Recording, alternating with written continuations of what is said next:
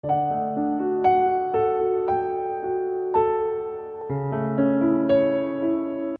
saudaraku, sudah siapkah saudara untuk mendengarkan kembali renungan senja pada sore hari ini ya, renja yang ketiga. Hari ini dengan saya Pendeta Deborah Dumasi Sianipar Tambunan didampingi sahabat saya Ibu Lydia Supriyonggo Santoso. Saudaraku, kemarin saya sudah sampaikan bahwa Firaun tiba-tiba berubah hatinya, lalu mengutus beberapa pasukan untuk mengecek keberadaan bangsa Israel. Firaun mendapatkan hasil yang menggembirakan saat itu, bahwa ternyata bangsa Israel sepertinya tersesat karena mereka berkemah di tepi laut. Nah saudaraku, kemudian Firaun mengerahkan seluruh pasukan, banyak pasukan berkuda, mengejar 6.000 pasukan berkuda. Lengkaplah itu semua para tentara-tentara yang gagah perkasa dari Mesir. Lalu bangsa Israel, saudaraku, tadi kita tahu mereka sudah terkurung ya, di depan laut, di belakang bangsa Mesir. Lalu mereka berseru-seru dan mengatakan, mengeluh, apa kurang kuburan di Mesir sehingga kau bawa kami mati ke sini Musa, katanya gitu.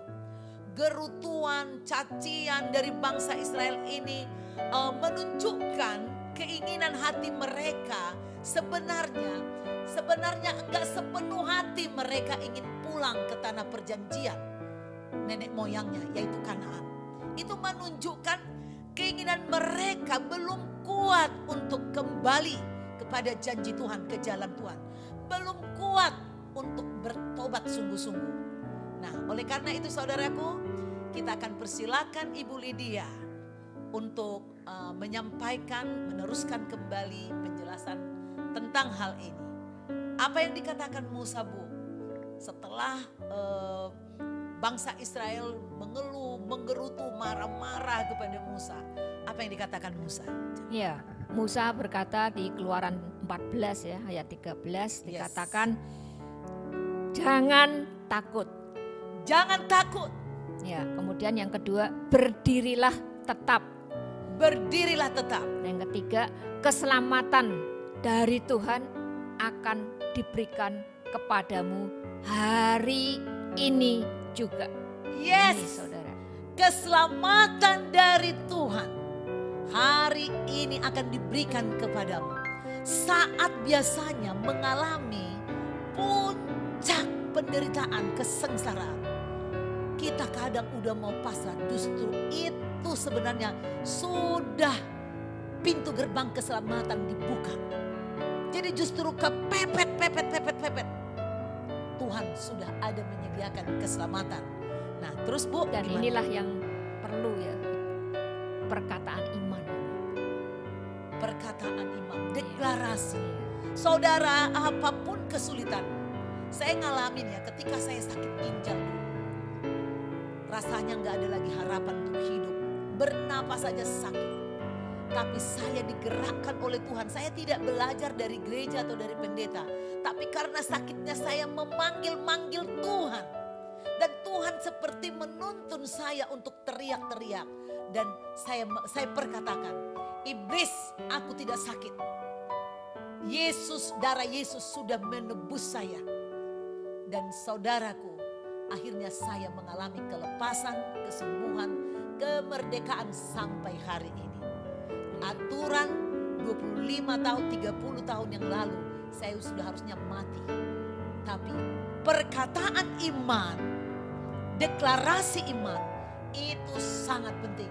Deklarasi dari seorang pemimpin seperti Musa mempengaruhi 2 juta umat menyelamatkan bangsa Israel. Gimana Ibu? Ya, akhirnya Musa mengatakan maju terus, seberang.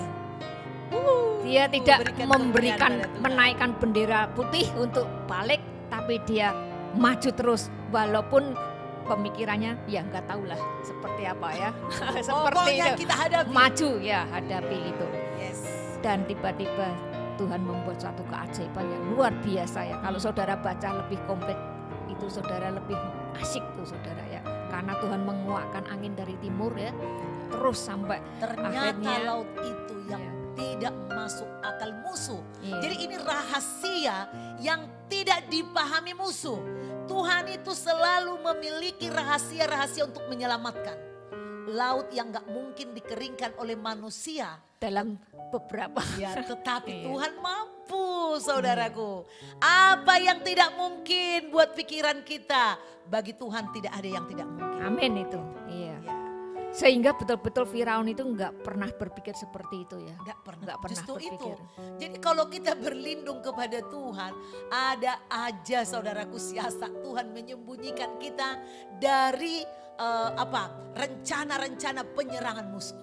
Ya. Dan yang lebih penting dari hikmah atau makna penyeberangan ini ya Bu, adalah bangsa Israel itu dilepaskan, dipatahkan dari kuasa-kuasa penyembahan berhala, dari kuasa-kuasa kegelapan. Karena dikatakan bahwa dengan menyeberang Laut Merah ini bangsa Israel sudah dibaptis.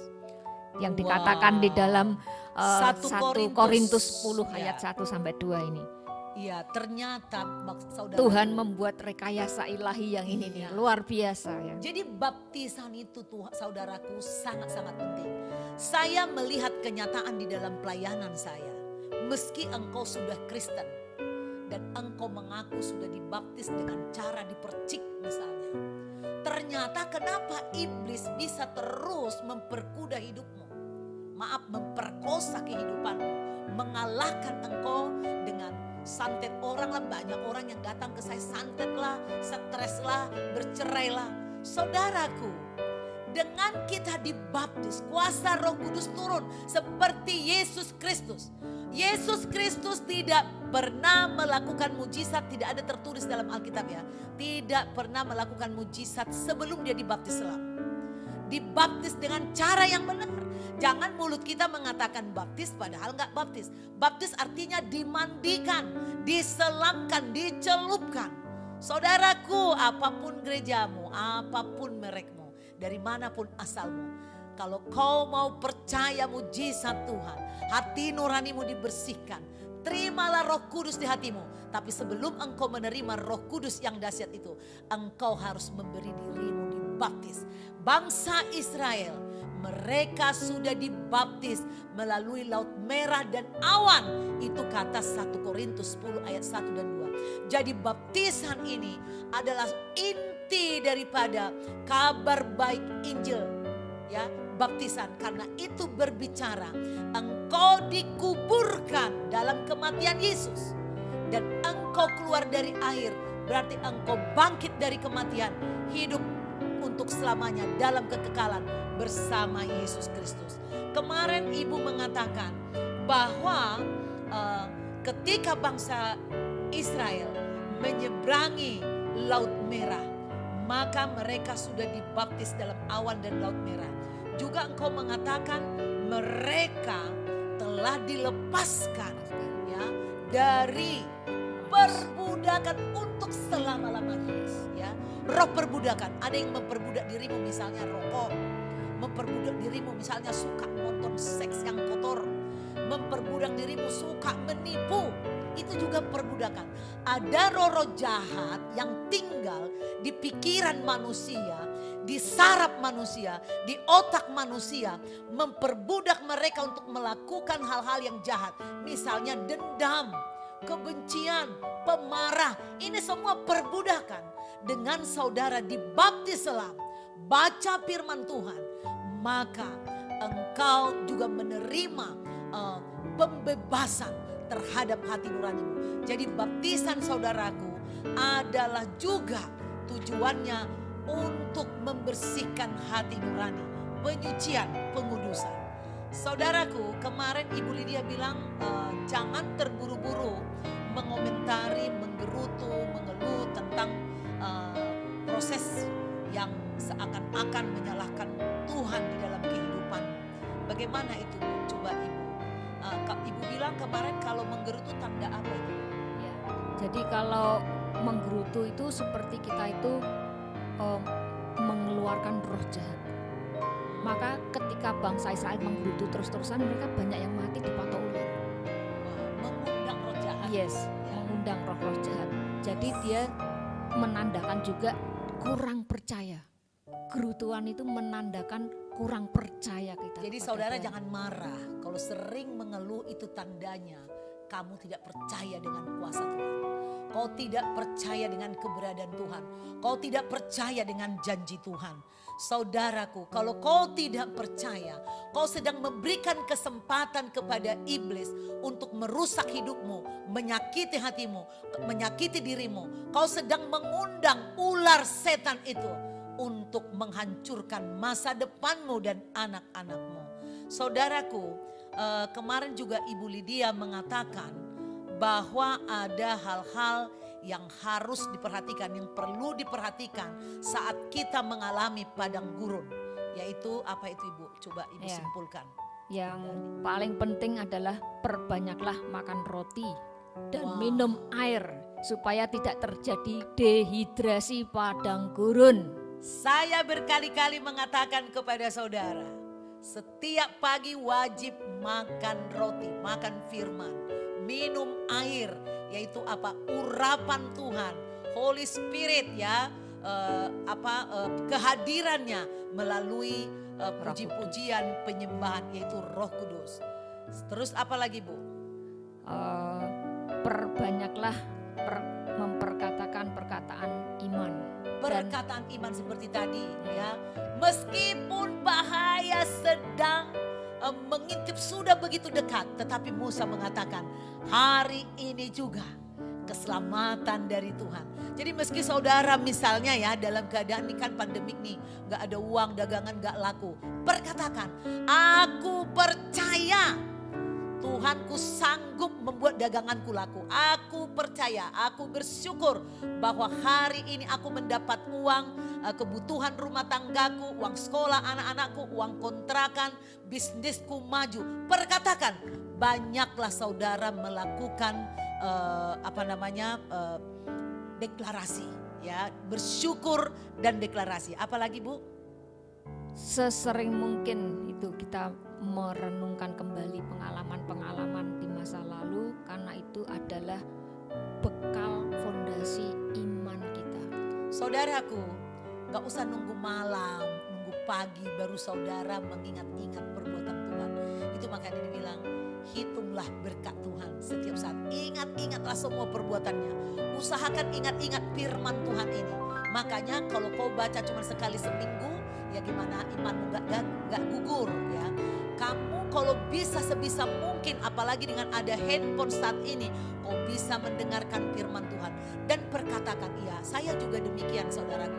Kalau ujian, namanya ujian hidup, pencobaan selalu aja ada saudaraku. Jangan kalian pikir kalau pendeta kebal, makin kita melayani Tuhan makin banyak ujiannya. Tapi saya selalu mengingat, yang paling pertama ku ingat adalah bagaimana pernah Tuhan mendatangi saya, memberikan firman kepada saya, membuka hati saya mengenal Tuhan. Terus saya syukurin. Terus saya ingat bagaimana saya kelaparan, bagaimana saya belum dapat pekerjaan, belum dapat suami. Saya berdoa, diberikan Tuhan saya suami, diberikan Tuhan saya pekerjaan, diberikan Tuhan saya tempat tinggal. Semua saudaraku. Jadi saya berusaha mengingat-ingat kebaikan Tuhan. Jangan kita hanya menuntut supaya Tuhan memenuhi keinginan daging. Tapi bilanglah syukur Tuhan. Terpujilah Engkau Tuhan. Saat mandi aja saudaraku. Karena saya pernah pergi pelayanan di Pontianak, airnya sangat coklat. Di sungai itu orang buang air, mencuci dan segala macam. Itu juga yang dialirkan ke rumah. Saya sungguh menjijikkan air itu buat saya waktu itu saudaraku. Maka saya ingin cepat-cepat pulang. Dan saya berjanji dalam hati, kalau saya mandi di rumah saya akan terus mengucap syukur. Jadi sampai hari ini saudaraku, setiap kali saya mandi dan saya ajarkan ke anak-anak saya, nah kalau kamu mandi bilanglah syukur kepada Tuhan. Terima kasih Tuhan aku boleh mandi. Ini dalam perkara sehari-hari yang sederhana. Banyak hal yang sudah diberikan Tuhan kepadamu, kepada kita semua. Ucaplah syukur, hitung berkat Tuhan, perkatakan, renungkan. Dan paling baik adalah saksikan. Ketika engkau menyaksikan kebaikan Tuhan, maka Tuhan akan menambahkan stok kesaksian dalam hidupmu. Kau akan mengalami banyak mujizat, lebih banyak lagi. Bagaimana Ibu? Iya betul. Bersaksi itu adalah salah satu juga mematahkan siasat daripada si jahat yang tertulis di Wahyu itu ya. Ternyata itu senjata ya. Kesaksian adalah senjata untuk menghancurkan serangan kuasa kegelapan. Iya. Ada lagi Ibu? Enggak. Oke. Mari saudaraku, kita menjadi pemenang. Siap dimurnikan? Jangan takut ada ujian dan pencobaan. Yang penting pegang janji Tuhan. Baca firman Tuhan. Rajin penyembahan. Bersaksi. Perkatakan firman-firman itu. Dan hitung berkat-berkat Tuhan. Ucapkan syukur senantiasa atas segala kebaikan. Baik perkara sederhana dan jangan lupa. Saksikan kepada orang. Ajarkan kepada seluruh keluargamu.